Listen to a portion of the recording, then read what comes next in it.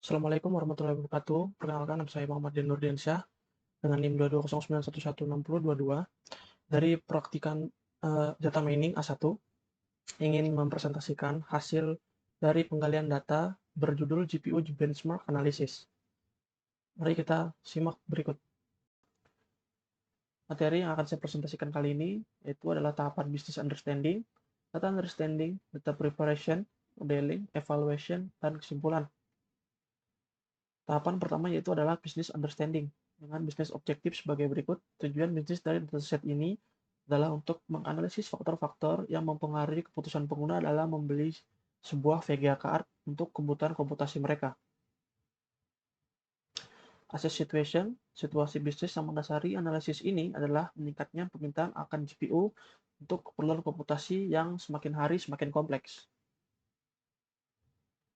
Data mining goals, tujuan daripada dataset ini adalah untuk menganalisis preferensi pengguna terhadap GPU berdasarkan skor tes benchmark dan berbagai fitur-fitur pendukung lainnya. Dan terakhir itu adalah project plan, rencana project untuk menganalisis dataset ini menggunakan metode yaitu CRISP-DM. Dimulai dengan pengumpulan data skor benchmark GPU hingga langkah akhir seperti deployment, penting untuk menjamin keberhasilan dari analisis data dan akurasi prediksi preferensi pengguna terhadap GPU. Tahapan selanjutnya itu adalah data understanding dengan materi introduce dataset. Dataset pada awalnya berisikan jumlah baris 2317 dan jumlah kolom 9 dengan penjelasan kolom sebagai berikut. Kolom GPU name, 3D mark, 2 mark, price, GPU value, TDP, out performance, dan kategori. Pada tahapan data understanding dengan materi EDA atau exploratory data analysis, kita dapat melihat visualisasi. Pertama yaitu tren performa GPU dari tahun ke tahun. Lalu di sini ada persebaran data kategori GPU berdasarkan skor benchmark 3D dan harga. Lalu persebaran data kategori GPU berdasarkan skor benchmark 3D dan TDP. Tahapan selanjutnya itu ada data preparation dengan materi missing value handling. Kita lihat presentasi missing value pada kolom price, GPU value, dan TDP performance mencapai lebih dari 70%, yang berarti kolom yang tidak relevan akan dihapus dan kolom yang dianggap masih relevan akan dilakukan imputasi berdasarkan contoh kasus pada dataset kali ini. Kolom GPU value dan power performance dianggap tidak relevan karena kolom tersebut merupakan gabungan rasio, sedangkan kolom price dan TDP merupakan kolom penting pada dataset saya karena keduanya berisi informasi yang relevan dan diperlukan. Ini sebelum dilakukan penghapusan pada kolom GPU value dan power performance. Nah, lalu setelah dihapus dan dilakukan imputasi pada kolom price dan TDP menghasilkan tidak ada lagi missing value pada dataset saya. Selanjutnya itu materi duplicate value dan outlier handling. Di sini pada gambar pertama tidak ditemukan adanya duplicate value. Dan gambar kedua yaitu ada pendapat bahwa outliers pada dataset spesifiknya kolom price dan TDP tidak perlu dihapus karena pada kolom tersebut berisikan data harga dan thermal decision power dari berbagai GPU yang ada. Selanjutnya ada materi construct and mapping data. Pada tahap construct data saya menambahkan satu fitur baru yaitu kolom performance kategori. Lalu pada tahap mapping kolom kategori, dan performance kategori dipetakan pada nilai numerik ini mulai dari angka 0. Selanjutnya itu adalah tahapan modeling. Pada tahapan modeling ini saya menggunakan metode pendekatan pemodelan predik atau prediksi dengan model yang digunakan untuk melatih dataset yaitu ada GNB, KNN, dan decision tree. Selanjutnya tahap evaluasi. Di sini pada tahap ini dilakukan penilaian menyeluruh terhadap berbagai metode modeling. Tujuannya adalah untuk menemukan metode terbaik dalam membangun model yang efektif dan presisi. Pada tahap evaluasi ini, karena saya menggunakan model prediktif, maka saya akan melihat dan mencari nilai dari akurasi, presisi, recall, F1 score, ROC, AUC, dan confusion metric. Berdasarkan gambar confusion metric data, menunjukkan bahwa metode Gaussian Naive Bayes dan LTC menghasilkan prediksi label dengan lebih tepat. Namun ketiga metode tersebut akan tetap dicari nilai akurasinya untuk mencari metode mana yang lebih baik. Di sini dapat lihat akurasi skor ya. Pada GNB dan LTC terdapat nilai overfit. Jadi untuk mengatasi masalah overfit tersebut, lakukanlah tuning hyperparameter pada ketiga model tersebut. Tujuannya adalah untuk mencari konfigurasi hyperparameter yang optimal dan dapat meningkatkan kemampuan model untuk melakukan generalisasi pada data yang belum pernah dilihat sebelumnya. Setelah dilakukannya tuning hyperparameter, terlihat pada model GNB, skor turun dari overfitting 1 menjadi 0,96, di mana itu adalah nilai yang cukup sangat baik ya. Dari ketiga model yang ada, selanjutnya pada model KNN, akurasi naik juga setelah dilakukan tuning menjadi 0,78.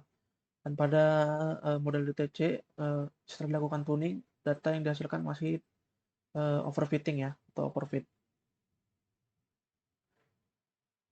Ya, dari keseluruhan presentasi dapat disimpulkan bahwa berdasarkan berbagai tahap pengujian dan analisis pada penggalian data tersebut, model GNB terbukti menghasilkan prediksi yang paling baik dalam proses analisis dataset, mengungguli metode lain dengan selisih yang signifikan. Baik, selanjutnya itu ada website hasil dari deployment dashboard saya menggunakan Streamlit. Yang pertama itu ada introducing data. Di sini kita akan mengetahui kategori GPU berdasarkan skor 3D Mark-nya. Lalu ada kategori GPU berdasarkan performanya. Kategori GPU tersebut dapatkan berdasarkan skor benchmark render 3D menggunakan software 3D Mark. Semakin tinggi performanya, maka semakin baik pula kinerjanya. Namun di balik tingginya performa tersebut, juga ada faktor lain seperti harga dan efisiensi daya yang digunakan. Pada low performance, di sini GPU cocok untuk tugas-tugas ringan seperti browsing web atau nonton video. Lalu pada middle performance GPU cocok untuk memainkan game dengan kualitas grafis menengah atau tugas-tugas komputasi sederhana. Lalu high performance biasanya digunakan untuk permainan dengan kualitas grafis tinggi, rendering video, atau tugas komputasi berat lainnya.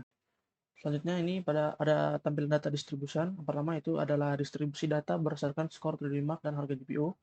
Dapat dilihat visualisasi berikut. Kita bisa mengamati beberapa hal, yaitu ada cluster titik di harga area rendah dengan nilai 3D Mark rendah yang menunjukkan banyak komponen memiliki kinerja rendah dengan harga murah. Di sini ini low performance warna kuning, dan ini middle performance yang ada di warna hijau, dan warna ungu adalah high performance.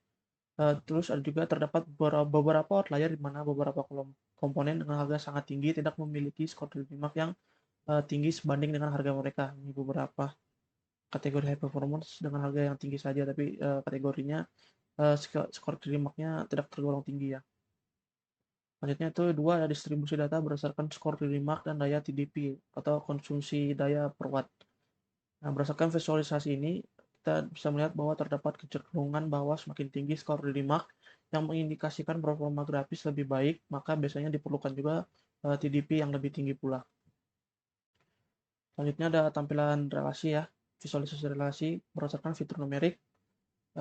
Berikut adalah beberapa hasil observasi yang didapatkan, yaitu 3D Mark dan performance kategori terdapat korelasi negatif cukup kuat antara 3D Mark dan performance kategori. Seperti ini ditunjukkan oleh warna biru dan nilai koefisien sebesar minus 0,84. Terus ada kategori dan TDP, ada korelasi negatif yang kuat antara kategori dan TDP dengan nilai minus 0,7. Ada juga beberapa hal yang saya dapatkan dari hasil observasi tersebut.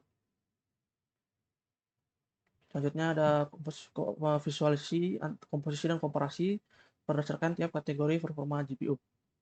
Di sini dapat disimpulkan bahwa GPU dengan high performance class memiliki fitur size yang jauh lebih besar dari kelas lainnya, dan harganya juga yang paling mahal. Jadi untuk middle performance class, fitur size dan harganya lebih rendah dibandingkan high performance dan lebih tinggi juga dibandingkan dengan kategori low performance. Sedangkan low performance, skor 3D Mark, TUMAC, harga, dan TDP merupakan yang terendah dari kedua kategori sebelumnya. Terus kita dapat mencoba memprediksi kategori GPU dengan mengisi sampel-sampel berikut. Pertama, skor 3D Mark, kita isi tinggi saja, 10.000, 2.000,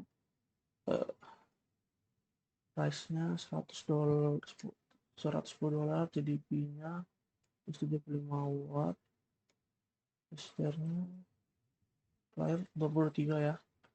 Terus dia kategorinya dia mau dibiarkan saja, kita predik.